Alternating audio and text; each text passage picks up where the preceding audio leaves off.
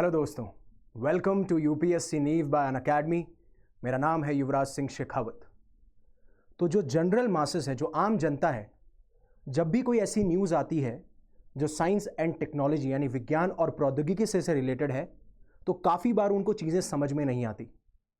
But एक ऐसा भारत का ऐतिहासिक कदम या फिर आप बोल सकते हो एक लैंडमार्क अचीवमेंट हुआ है when it comes to science and technology sector, जो कि है जीनोम इंडिया प्रोजेक्ट, जिसके बारे में प्रधानमंत्री ने काफ़ी तारीफ भी की है सोशल मीडिया के ऊपर भी, और जो भी अपने वीडियो उन्होंने रिलीज़ किए हैं। राइट, तो मैं आपको बहुत ही अच्छी तरीके से समझाऊंगा, थोड़ा सा बेसिक्स भी समझाऊंगा, जिससे से आप समझ सकें कि ये जीनोम इंडिया प्रोजेक्ट कैसे एक हिस्टोरिक और लैंडमार्क अचीवमेंट है। तो आप प्लीज़ मेरे साथ में बने रहिए, और एट द एंड आपके लिए एक एमसीक्यू भी है जिसका जवाब आप कमेंट सेक्शन में बता सकते हैं। और आप क्या सोचते हैं इस पूरे प्रोजेक्ट के बारे में, आप अपनी राय जो है कमेंट सेक्शन में बता सकते हैं, क्योंकि इससे हमें यह पता चलता है कि आप कितने अवेयर हैं और साथ साथ में आप हमें कितना प्यार करते हैं। तो चलिए शुरू करते हैं। तो 5 साल पहले की बात है, अराउंड 2020 में ये जीनोम इंडिया प्रोजेक्ट जो है वो भारत सरकार ने लॉन्च किया, जिसको फंड किया जा रहा था डिपार्टमेंट ऑफ बायोटेक्नोलॉजी के द्वारा, जो कि गवर्नमेंट ऑफ इंडिया का ही एक डिपार्टमेंट है। और सबसे इंपॉर्टेंट बात यह है कि जब इसको 2020 में लॉन्च किया तो आपको पता है कि वो कोविड टाइम्स थे और काफ़ी डिफिकल्ट था पूरे एडमिनिस्ट्रेशन के लिए भी। फिर भी हम आज 5 साल बाद इस पूरे प्रोजेक्ट को कंप्लीट कर पाए हैं। और अब 10 महीने पहले की बात माने, 10 से 12 महीने पहले की बात, तो लगभग हम 2/3 इस प्रोजेक्ट को कंप्लीट कर चुके थे। और इसमें सबसे बड़ी बात है, प्रधानमंत्री ये कहते नजर आते हैं कि 20 रिसर्च ऑर्गेनाइजेशन ने एक बहुत ही अहम योगदान और बहुत ही अहम यानी इंपॉर्टेंट रोल प्ले किया है। और अब ये जो प्रोजेक्ट है ये अवेलेबल होगा हमारे इंडियन बायोलॉजिकल डेटा सेंटर में, जो कि कहीं ना कहीं बहुत अहम हिस्सा बनेगा हमारे बायोटेक्नोलॉजी सेक्टर का। राइट, तो जिस तरीके से आप देख सकते हैं कि प्राइम मिनिस्टर नरेंद्र मोदी ने इसको अप्रिशिएट किया जब ये पूरा प्रोजेक्ट कंप्लीट होता है, साथ साथ में ये डिफाइनिंग मोमेंट, बहुत ही अहम मोमेंट बताते हैं और कहते हैं कि आने वाले टाइम पे हमारे बायोटेक्नोलॉजी सेक्टर को ये रिफॉर्म करेगा, रिसर्च और इनोवेशन के जो सेक्टर्स हैं उसमें भी बहुत इंपॉर्टेंट योगदान देता हुआ नजर आएगा।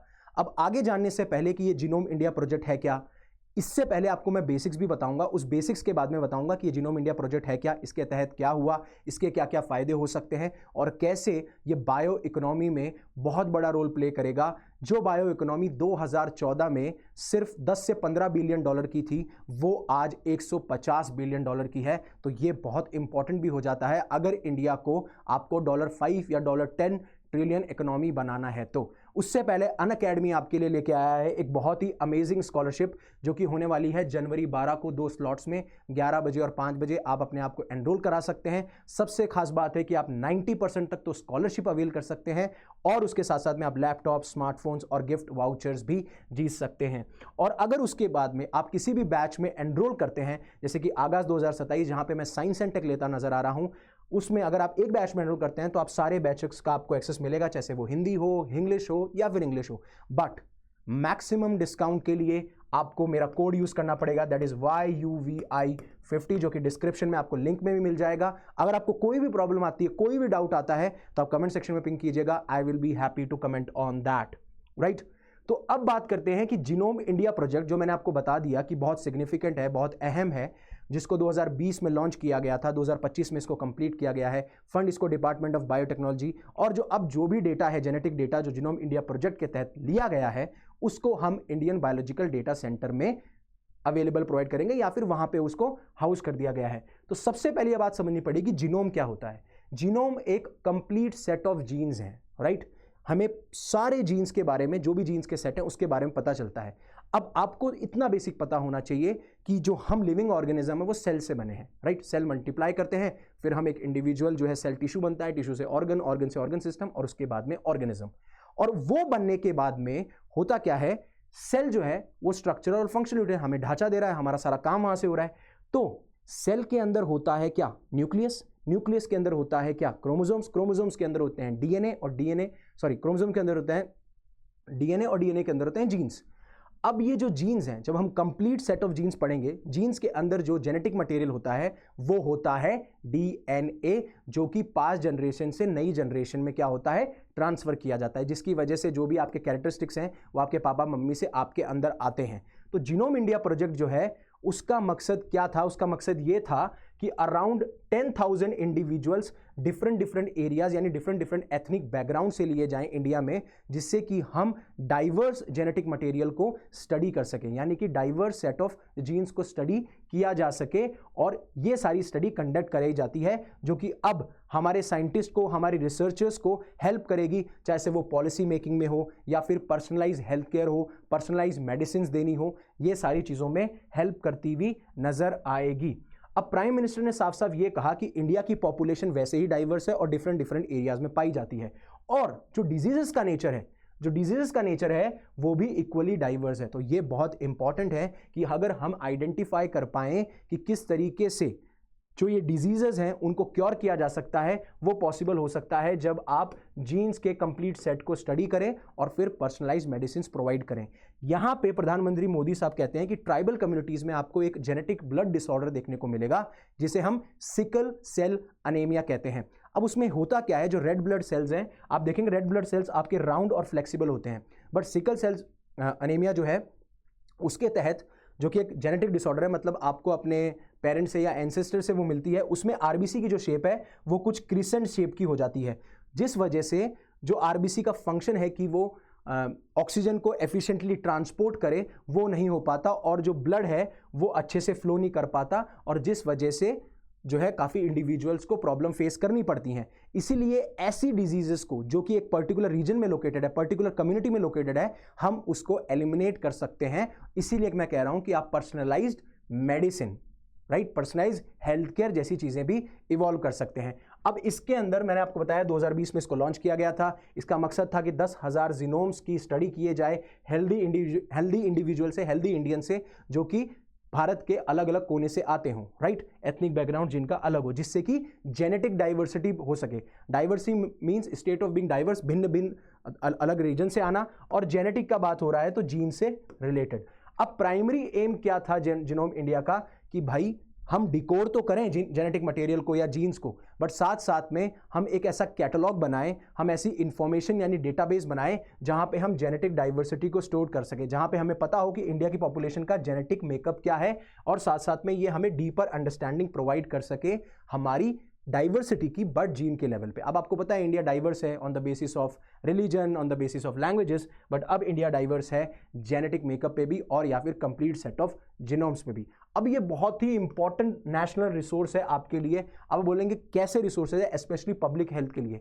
जब आप जीन्स को पढ़ लेते हैं तो आप ये पढ़ लेते हैं कि बीमारी कैसे हो रही है, किस तरीके से होगी, आप उसको मॉडिफाई करके उसमें चेंजेस लाके आप जो भी पब्लिक हेल्थ में आपको जीन के लेवल पे प्रॉब्लम देखने को मिल रही है या फिर जो डिजीज के लेवल पे प्रॉब्लम देखने को मिल रही है, आप उसको सॉल्व कर सकते हो। सबसे बड़ी बात यह है, तो इसके पास में पोटेंशियल है कि हेल्थ केयर को ये रिवोल्यूशनाइज करे, बेसिक रिसर्चर्स और क्लिनिकल को ये एम्पावर करता है, और जो भी हम पर्सनलाइज्ड इंटरवेंशंस या फिर हेल्थ केयर देना चाहते हैं उसमें भी ये कारगर साबित होता है। अब की हाइलाइट्स मैं बता चुका हूं, 10,000 जीनोम्स का सीक्वेंसिंग इसमें किया गया है। आपको बताऊं तो 99 डिफरेंट एथनिक ग्रुप्स को लिया गया है, जिसमें 10,074 सैंपल्स लिए गए। अब ये जो डेटाबेस है, जो डेटाबेस हमने बनाया है उसको हाउस किया है या फिर अवेलेबल होगा इंडियन बायोलॉजिकल डेटा सेंटर पे, और ये काफ़ी रिसर्चर्स के लिए, काफ़ी इनोवेटर्स के लिए, या फिर जो भी बायोटेक्नोलॉजी सेक्टर में हेल्थ से रिलेटेड हो वहाँ पे काम करते हुए नजर आएंगे। अब मैं हेल्थ केयर के बारे में आपसे बात कर चुका हूँ, जैसे कोई डिजीजेज हो या फिर आपको प्रिसीजन मेडिसिन या फिर पर्सनलाइज्ड मेडिसिन देनी हो तो वो भी दिया जा सकता है, इफेक्टिव ट्रीटमेंट दिए जा सकते हैं after understanding individuals genetic makeup. और ऐसा नहीं है, ये आपको एनवायरनमेंट में भी हेल्प करेगा, कुछ ऐसे माइक्रो ऑर्गेनिज्म को डेवलप करने में जो वेस्ट को रिमूव करें, एनवायरनमेंट को क्लीन करें। एग्रीकल्चर प्रैक्टिसेस में भी हो सकता है। आज हम ह्यूमंस का जीनोम डिकोड कर पाए हैं, आने वाले टाइम पे हम जैसे क्रॉप्स हो सकती हैं उनका जीनोम डिकोड कर पाए तो उससे ये आइडेंटिफाई कर पाएंगे, जैसे वो क्रॉप्स हो या लाइफ स्टॉक हो, तो हम ये आइडेंटिफाई कर पाएंगे कि हम ईल्ड्स कैसे बढ़ानी है हमें, राइट, हमें डिजीजेज जो हो रही हैं उसको कैसे रोकना है, साथ साथ में हम रिसोर्स को कैसे ऑप्टिमाइज कर सकते हैं, मतलब इफेक्टिवली और एफिशिएंटली यूज कर सकते हैं। और ये सब आता है बायो इकोनॉमी के अंदर, ऐसी इकोनॉमी जो डिपेंड करती है लिविंग और नेचुरल रिसोर्सेज पे। और साफ साफ कहा जाता है कि बायो इकोनॉमी का मकसद ये होता है कि जो भी नेचुरल रिसोर्सेज हैं उनको एफिशिएंटली यूटिलाइज किया जाए, बायो बेस्ड प्रोडक्ट्स या फिर सर्विसेज को प्रमोट किया जाए, जिससे कि ना खाली एम्प्लॉयमेंट अपॉर्चुनिटीज जनरेट होंगी बट एनवायरनमेंट भी क्लियर रहेगा, बाकी जो हमारे सेक्टर्स हैं इकोनॉमी के उनमें भी हमें ग्रोथ देखने को मिलेगी, और ऑब्वियसली बात है जो हमारे लोग हैं वो डिजीज फ्री रह पाएंगे। और जैसा मैंने आपको बताया था कि इंडिया की जो बायो इकोनॉमी है 2014 के अंदर अराउंड $10 बिलियन थी, बट अब वो $150 बिलियन हो चुकी है। और प्राइम मिनिस्टर साफ साफ ये कहते हुए नजर आते हैं कि सब हमको ग्लोबल लेवल पे फार्मास्यूटिकल हब मानते हैं। तो ये जो रिसर्च है ये अब हमें नई हाइट्स पे ले जाएगी। तो आपके लिए एमसीक्यू ये है कि इंडियन बायोलॉजिकल डेटा सेंटर जो है कहाँ लोकेटेड है, हरियाणा के अंदर, दिल्ली के अंदर, महाराष्ट्र के अंदर, तेलंगाना के अंदर। और अगर आप मुझे टाउन और सिटी भी बताएंगे तो मुझे बहुत अच्छा लगेगा। तो होपफुली आपको ये पूरा टॉपिक समझ में आया होगा। ऑब्वियसली बात है मैं साइंस एंड टेक के पर्सपेक्टिव से पूरा डिस्कस नहीं कर सकता, इसलिए आप मेरा कोर्स ले सकते हैं। मैं अगस्त 2027 में पढ़ा रहा हूँ। UV50 मेरा कोड है, आप कमेंट सेक्शन में पिंग कर सकते हैं, देख सकते हैं और मेरे से बात कर सकते हैं। उसी तरीके से अनअकैडमी आपके लिए लेके आया। अगर आप 2025 में प्रीलिम्स की तैयारी कर रहे हैं तो complete syllabus coverage, 20 prelim mock test, complete current affairs, dedicated doubt solving सब आपको मिलेगा। और अगर आप 2024 का मेंस निकाल चुके हैं और आपको लगता है, और अब लगता है क्या है कि इंटरव्यू एक फाइनल हर्डल ही है, अगर आप उसको क्रॉस करना चाहते हैं तो आप हमारे साथ जुड़ सकते हैं। डिस्क्रिप्शन में आपको लिंक मिल जाएगा।